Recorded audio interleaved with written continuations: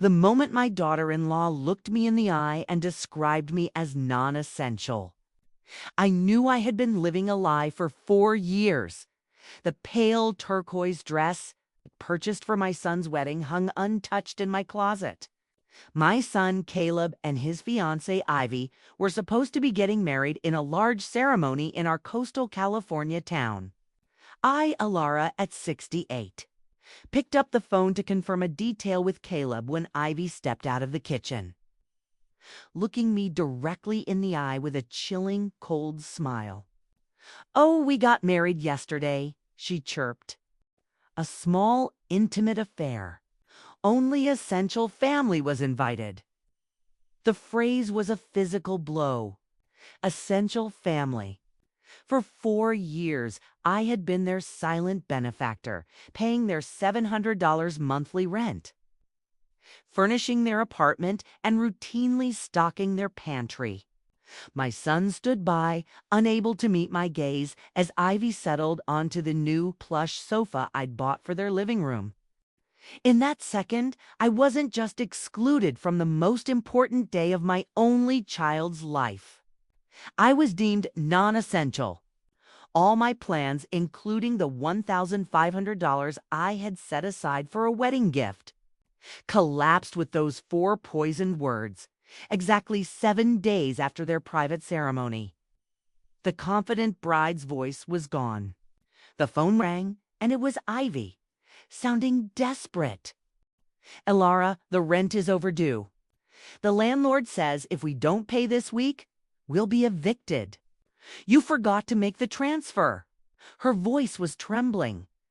I remained silent, remembering the financial toll. Over those 4 years, I'd calculated it, over $40,000 of my late husband's pension and my retirement. Funds poured into their comfortable life.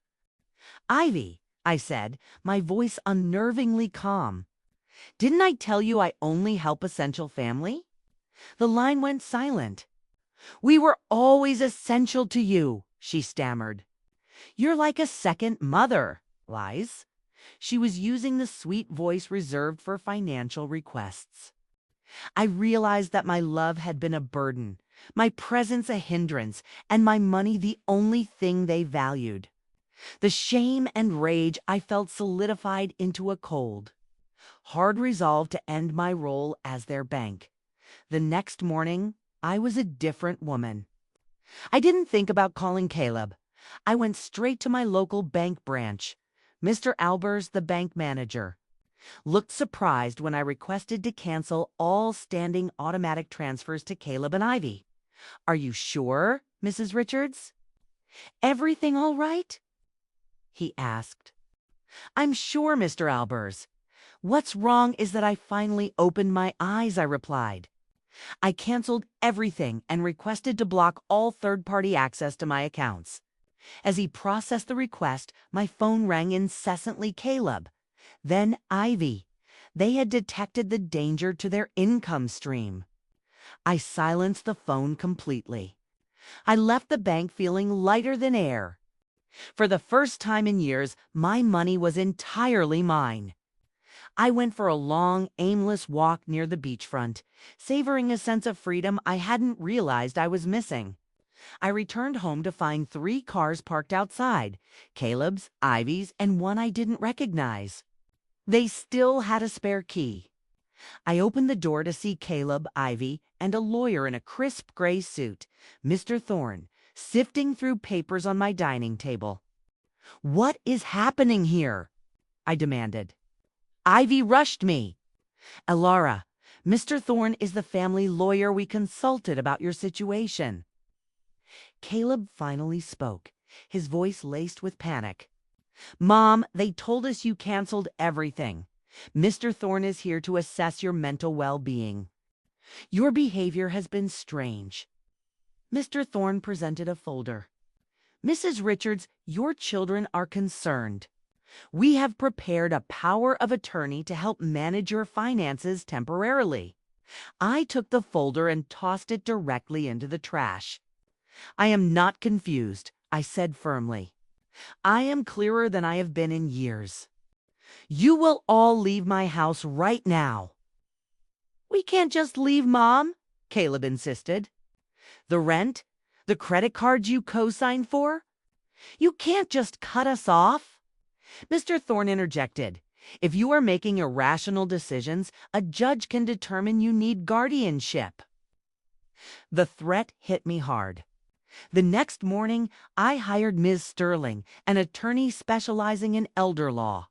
"This is classic elder financial abuse," she confirmed. My first practical step was to change all the high security locks on my house. The owner's son, Ethan, also installed a complete surveillance system. Later, my neighbor Doris, whom I barely knew, approached me, worried by the previous day's commotion. I invited her in, shared my story, and found a supportive ear who had gone through a similar ordeal. I had professional legal help and now emotional support while the security was being installed. Ivy called from a blocked number. "Elara, don't hang up. We want to make it up to you. Let's have a special celebration dinner at your house." The manipulation was clumsy. "Ivy," I asked dryly, "how many months of rent do you owe now?" She sighed. "2 months, $1,400. But we miss you." "Do you miss me or my money?" I asked directly. "Both," she admitted. "If I'm so important, why wasn't I invited to the wedding?" I cut her off. "You chose when you decided I wasn't essential. Now I'm making mine." I hung up and turned the phone off.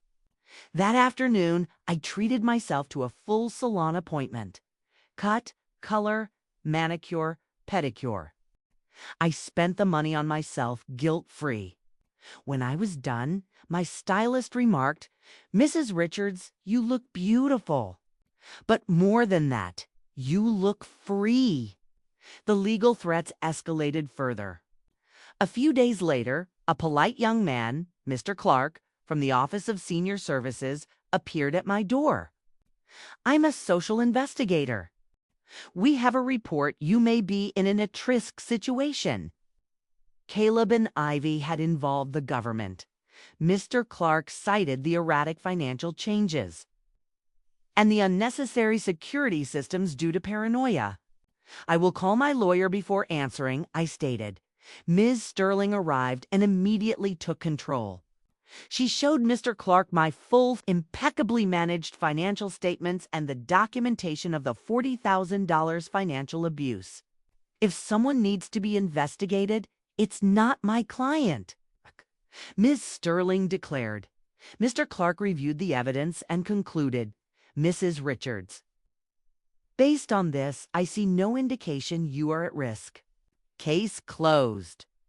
I was validated, but Ms. Sterling warned me. They are desperate. They will file a formal lawsuit for incompetence. We must prepare for trial.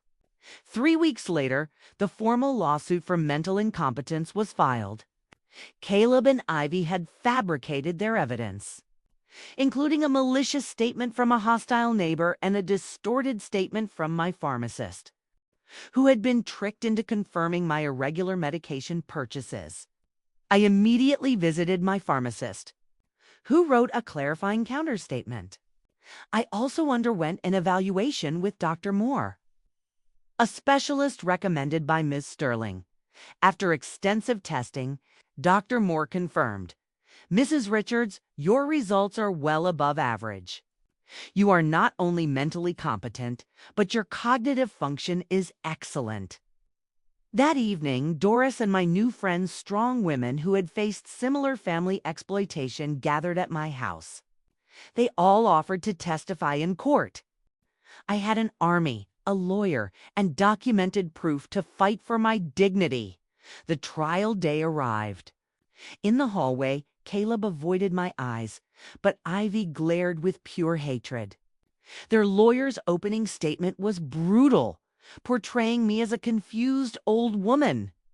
Ivy's tearful testimony was a performance of deception, claiming I was in mental decline. Miss Sterling's cross-examination was devastating. To Ivy, what is the right context to tell your mother-in-law that she is not essential family? To Caleb, how many times have you visited your mother without asking her for money in the last year? They had no answers for the truth. When it was my turn, I walked to the stand and told my whole story. The $40,000 spent. The wedding humiliation. The betrayal. Why did you stop the financial support? Ms. Sterling finally asked. Because I finally understood that what I was receiving was not love. I replied in a clear, loud voice. It was a commercial transaction disguised as a family relationship. My money was welcome, but I as a person was not. The judge deliberated for 2 agonizing hours.